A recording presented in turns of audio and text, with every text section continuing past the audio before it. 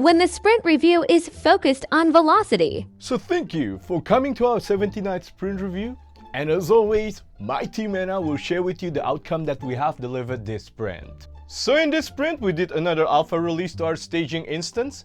And out of the 10,000 customers that we have in our customer database, 10% of them accepted the invitation to try out the alpha release. And 90% of them gave a 5 stars rating and looking forward for the next major release.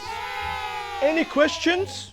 So thank you for sharing the outcome that your team have delivered this sprint. But I'm wondering though, what is your team's velocity this sprint? Bruh. Sorry, I didn't get you. I kind of lost you there. He just asked you your team's velocity this sprint. You know velocity?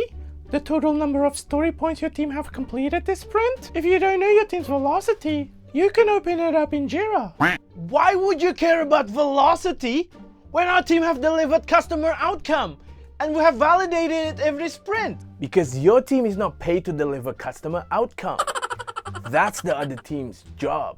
Your team's key performance indicator is to deliver everything that the stakeholder have requested. Bruh. Are you kidding me? Of course I'm not joking. Does it look like I'm joking? I need to know your team's velocity because I need to report it to the management and to the board of directors. Bruh. Now, what is your team's velocity this sprint? Oh, come on! Shouldn't we focus on outcome over output? Customer outcome shouldn't be your team's concern. Your team had one job only, to maintain the velocity to be consistent from sprint to sprint. And they have failed to do that this sprint.